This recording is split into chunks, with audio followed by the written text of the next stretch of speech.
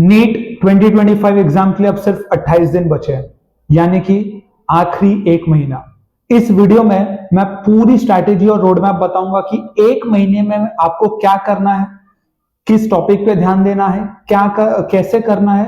पूरा ये वीडियो आपने लास्ट तक देख लिया तो आप जो रैंक और स्कोर एक्सपेक्ट करके चल रहे हैं, मैं उसको बहुत ऊपर लेकर चला जाऊंगा। आप आराम से अपने ड्रीम रैंक तक पहुंच सकते हैं इस स्ट्रैटेजी को फॉलो करके। ये एक फाइनल 1 मंथ स्ट्रैटेजी मैं इस वीडियो में दे रहा हूं नीट 2025 एस्पिरेंट्स के लिए, ठीक है। तो हेलो नीट एस्पिरेंट्स, मेरा नाम है हर्ष मिश्रा और सिर्फ जो आखिरी 28 दिन बचे हैं उनमें हमें क्या पढ़ना है, कैसे मॉक टेस्ट देना है, ठीक है, कैसे रिवाइज करना है और सबसे इंपॉर्टेंट बात कि कैसे हम लोग मेंटली स्ट्रांग रहेंगे आखिरी दिन तक, ताकि ये जो जंग है जिसमें हमने एक टारगेट सेट किया हम उसको अचीव कर सके। देखिए ये 28 दिन में ना आपका ये डिसाइड होने वाला है कि आप डॉक्टर बनोगे या नहीं बनोगे, तो किस फील्ड के बनोगे और मोस्ट इंपॉर्टेंटली किस फीस के बनोगे, क्या फीस आपको देनी पड़ेगी, इन 28 दिनों में ही फाइनल हो जाएगा, ठीक है। तो चलिए शुरू करते हैं फाइनल 28 डे स्ट्रैटेजी को। हम ऐसा देखते हैं कि जो 28 दिन बचे हैं वो एक्चुअली में 4 हफ्ते हैं, ठीक है। तो इस आखिरी महीने को हम 4 हफ्ते में डिवाइड कर लेते हैं। जो पहला हफ्ता है जो 12 अप्रैल तक चलेगा, आज 6 अप्रैल है, ठीक है, 6 अप्रैल से 12 अप्रैल वाला ये जो पहला हफ्ता है, इसमें आपको क्या करना है, आपके सिलेबस के गैप्स को भरना है।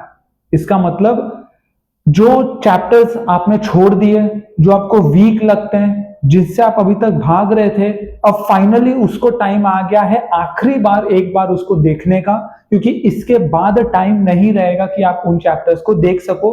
तो 12 अप्रैल तक वो टाइम है आपके पास, ठीक है।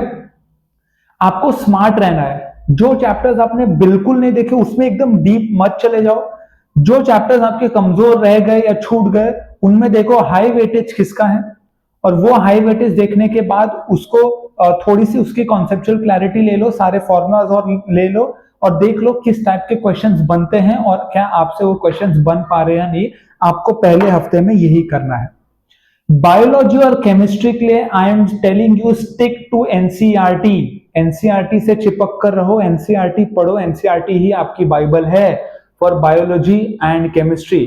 फिजिक्स के लिए है आप पीवाईक्यूज और फॉर्मुलाज पे भी फोकस कर सकते हो, ठीक है। पीवाईक्यूज पे ज्यादा ध्यान देना तो आपके न्यूमेरिकल बनने लगेंगे, समझ में आ जाएगा किस टाइप के न्यूमेरिकल्स आपसे पूछे जाते हैं। जो दूसरा हफ्ता है जो 13 अप्रैल से 19 अप्रैल में होगा, ये हफ्ता आपका फुल सिलेबस रिवीजन का होगा। इस वीक में आपको जो एंटायर सिलेबस है उसको रिवाइज करना है। कैसे करना है मैं आपको बताता हूं। शुरुआत आपको बायोलॉजी से करनी है। किससे शुरू करनी है? बायोलॉजी से। और एनसीईआरटी अगेन बोल रहा हूं, एनसीईआरटी को पूरी खत्म करनी है आपको। ये आपको 3 से 4 दिन के अंदर आप बायोलॉजी पूरी खत्म कर दो, ठीक है। केमिस्ट्री में आप डेली टारगेट रखोगे फिजिकल, उसके बाद इनऑर्गेनिक, उसके बाद ऑर्गेनिक। डेली टारगेट आप फिजिकल का केमिस्ट्री का बनाओगे। तीनों रिवीजन करना है, लेकिन शुरुआत आप फिजिकल से कर सकते हो, उसके बाद इनऑर्गेनिक पे जाना, उसके बाद ऑर्गेनिक का रिवीजन आप कर सकते हो। और इसी एक हफ्ते में जब आप फिजिक्स का रिवाइज करोगे तो कॉन्सेप्ट्स आप क्विकली देख सकते हो। उससे ज्यादा अच्छा रिवीजन होता है पीवाईक्यूज, ठीक है, चैप्टर वाइज पीवाईक्यू सॉल्व करके और न्यूमेरिकल की प्रैक्टिस करके। तो ये 7 दिन के अंदर आपको जो सेकेंड वीक है 13 अप्रैल से 19 अप्रैल का, उसमें फुल सिलेबस को आपको रिवाइज करना है, ठीक है। और हर 2 दिन में आपको एक फुल सिलेबस का मॉक टेस्ट देना है इसी हफ्ते के अंदर। आगे जो तीसरा हफ्ता होगा वो पूरा मॉक टेस्ट का ही वीक होगा, लेकिन जो सेकेंड वीक है जो रिवीजन है उसमें भी आप 2-2 दिन में या 3 दिन में, चलो कोई बात नहीं, 3 दिन में आप एक फुल टेस्ट रिवीजन भी मॉक टेस्ट भी दे रहे हो तो उसमें कोई बुराई नहीं है, ठीक है। जो तीसरा हफ्ता है जो 20 अप्रैल से शुरू होगा 26 अप्रैल तक जाएगा, वो है मॉक टेस्ट फोकस वीक। उस हफ्ते में आपको मॉक टेस्ट पे आपको ध्यान देना है, ठीक है। आपको 4 से 5 फुल मॉक टेस्ट करने हैं पूरे हफ्ते में। 4 से 5 यानी कि ऑलमोस्ट समझ लो हर 3 दिन में 2 मॉक टेस्ट आपको देने हैं, ठीक है। जब मॉक टेस्ट आप देते हो तो मॉक टेस्ट देने के बाद आपको ध्यान रखना उस टेस्ट में आपसे क्या गलती हो गई, कहां आपने ज्यादा वक्त यानी कि ज्यादा टाइम लूज किया और कौन से चैप्टर्स में आप गलतियां कर रहे हो, इस चीज को भी आपको ध्यान में रखना है। या आप एक अपनी एरर एनालिसिस बुक में आप इसको लिख लेंगे, ठीक है। जो आपका चौथा हफ्ता यानी कि जो आखिरी हफ्ता है वो है 27 अप्रैल से 3 मई तक, 27 अप्रैल से 3 मई, क्योंकि 4 मई को आपका जो एग्जाम है, ठीक है, तो 3 मई तक अपने पास टाइम है। ये फाइनल स्ट्रेच है, ठीक है। आपको हर रोज एक मॉक टेस्ट देना है, कम नंबर से नहीं डरना है। कम मार्क्स आ रहे हैं वो आपकी सच्चाई है, अपने सच्चाई से मत भागो। अब जहां तक प्रिपरेशन हुआ है उसको आपको एक्सेप्ट करना ही पड़ेगा।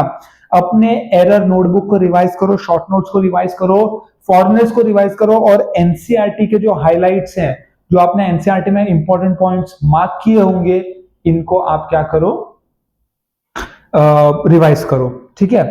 और स्टडी टाइम को थोड़ा कम करो, ब्रेन को रिलैक्स करो। बहुत अब ज्यादा पढ़ के ब्रेन को थका के कुछ हासिल नहीं होगा। रोज मॉक टेस्ट दो। आई होप आपने रिवीजन कर लिया होगा। पहला 2 हफ्ता हमने क्या किया, फर्स्ट वीक तो फिल गैप को फिल किया, सेकेंड वीक पूरा रिवीजन कर लिया, तो थर्ड वीक जब आप मॉक टेस्ट दे रहे हो तो रिवीजन आपका हो चुका है। तो आपको क्या करना है, स्टडी टाइम कम रखना है, ब्रेन को रिलैक्स ज्यादा करना है, और चौथे मई के दिन, 4 मई के दिन आप फुल्ली प्रिपेयर होके और मेंटली कॉन्फिडेंट होके आप जाओगे अपना पेपर नीट 2025 का लिखने के लिए, ठीक है। तो ये हमने बात कर ली कि अगले 28 दिन आपको क्या करना है। अब हम चैप्टर वाइज जाते हैं कि क्या क्या फोकस करना है आपको, ठीक है। बायोलॉजी में देखो एनसीईआरटी जो है वो आपका बाइबल है, ठीक है। आपको लाइन बाय लाइन रीडिंग करना है बायोलॉजी में, डायग्राम्स को देखना है, एग्जांपल्स को देखना और टेबल्स को भी आपको यहाँ पे रिवाइज करना है। 4 जो सबसे इंपॉर्टेंट चैप्टर्स हैं जो मैं आपको बता दूं वो है human physiology, genetics, plant physiology और इकोलॉजी। ये 4 बहुत इंपॉर्टेंट चैप्टर्स है जिन पे आपको फोकस रखना है। और एवरी डे ट्राई करो 90 से 100 बायोलॉजी के एमसीक्यू सॉल्व करने के लिए। एवरी डे का टारगेट बना लो कि 100 बायोलॉजी के एमसीक्यूज हम सॉल्व करेंगे, ठीक है। केमिस्ट्री की बात करें तो फिजिकल केमिस्ट्री आप कैसे पढ़ोगे, पहले तो आप ऑब्वियसली फॉर्मूला रिवाइज करोगे और 20 न्यूमेरिकल रोज करोगे। ऑर्गेनिक केमिस्ट्री में आप सारे रिएक्शन मैकेनिज्म्स, नेम्ड रिएक्शन और एनसीईआरटी एग्जांपल्स को रिवाइज करोगे। इनऑर्गेनिक केमिस्ट्री में आप एनसीईआरटी रिवाइज करके MCQs from lines of the book को डायरेक्टली आप प्रैक्टिस कर सकते हो। फिर आ जाते हैं फिजिक्स के ऊपर। फिजिक्स में आपको जो 4 चैप्टर पे ज्यादा फोकस करना है, एक है मॉडर्न फिजिक्स, उसके बाद थर्मोडायनेमिक्स, करंट इलेक्ट्रिसिटी, रे एंड वेव ऑप्टिक्स, ठीक है। तो ये 4 चैप्टर मैंने आपको बता दिए, modern physics, thermo, current electricity and रे एंड वेव ऑप्टिक्स। इस पे आपको बहुत ज्यादा फोकस करना है। टॉपिक वाइज पीवाईक्यू सॉल्व करते रहना है, डेली न्यूमेरिकल प्रॉब्लम्स, और एक फॉर्मूला शीट बना लो आप अपना, क्विक फॉर्मूला शीट जो आपको हेल्प करेगा एग्जाम के पहले, ठीक है। अब हम देखते हैं कि मॉक टेस्ट कैसे दिया जाता है, उसकी स्ट्रेटेजी क्या है, ठीक है। आपको मॉक टेस्ट आप इग्नोर नहीं कर सकते, क्योंकि वही आपकी सच्चाई है, वही आपको बेहतर बनाएगा और आपको शॉकर नहीं मिलेगा आपके रिजल्ट में, क्योंकि मॉक टेस्ट ही एक जरिया है एग्जाम के पहले खुद को इवेल्युएट करने का। अब मॉक टेस्ट को ना दोपहर को 2 बजे से देना शुरू करो। दोपहर को 2 बजे देने का मैं इसलिए बोल रहा हूं क्योंकि जो एक्चुअल नीट का टाइम होता है ना वो भी 2 बजे होता है, तो आपका ब्रेन जो है वो रेडी हो जाएगा उस टाइम पे पेपर लिखने के लिए। बहुत इंपॉर्टेंट स्ट्रेटेजी है ये। अपने सिली मिस्टेक्स को, कॉन्सेप्चुअल एरर्स को नोट डाउन करो, ठीक है। एरर नोटबुक मेंटेन करो और लो मार्क्स से डीमोटिवेट मत हो। रियल एग्जाम में फेल होने से बेटर है कि आप मॉक टेस्ट में फेल हो जाओ। इसीलिए मैं कह रहा हूं कि मॉक टेस्ट को आप इग्नोर नहीं कर सकते, ठीक है। अब फाइनली मैं आपको कुछ 2-3 चीजें आपको बता देता हूं। एक तो आप ध्यान रखो कि जो डिसिप्लिन है ना वो मोटिवेशन से ज्यादा बेहतर होता है, ज्यादा बढ़ के होता है, ज्यादा रिजल्ट देता है। अगर आप थके हुए हो, वो मोटिवेशन नहीं है, बॉडी में एनर्जी नहीं है, फिर भी अपने डिसिप्लिन माइंड को लेकर बैठो और अपना मिनिमम एफर्ट आपको देना है, क्योंकि अगले 28 दिन में ऐसा कोई भी दिन नहीं है जिसको आप वेस्ट कर सको, ठीक है। अननेसेसरी के कंपैरिजन को अवॉइड करो, अपने परफॉर्मेंस पे ध्यान दो, अपने दोस्तों के परफॉर्मेंस पे, आसपास के परफॉर्मेंस पे अब आप ध्यान मत दो। उससे आप डिस्ट्रैक्ट हो सकते हो, उससे आप डिमोटिवेट भी हो सकते हो। बेटर है कि आप अपने परफॉर्मेंस पे ध्यान दो। हर सुबह उठ के एक टू डू लिस्ट बनाओ। इससे होगा क्या, इनफैक्ट रात को टू डू लिस्ट बना के सो जाओ ताकि सुबह उठ के आप टाइम वेस्ट ना करो। अक्सर स्टूडेंट्स टाइम इसलिए वेस्ट करते हैं क्योंकि उनको सुबह उठ के पता ही नहीं होता आगे क्या करना है। रात को ही अगर आपने टू डू लिस्ट बना लिया रहेगा तो सुबह की शुरुआत बहुत अच्छी होगी और आपको एक अच्छा मोमेंटम मिल जाएगा। आपको अगले 28 दिन तक सोशल मीडिया से बाहर रहना है, कट आउट रहना है। कोई इंस्टाग्राम, स्नैपचैट, ठीक है, कोई जरूरत नहीं है। ट्विटर, एक्स की कोई जरूरत नहीं है। रेडिट की कोई जरूरत नहीं है। कोरा, कुछ नहीं। फोकस करो आप अपने पढ़ाई पर।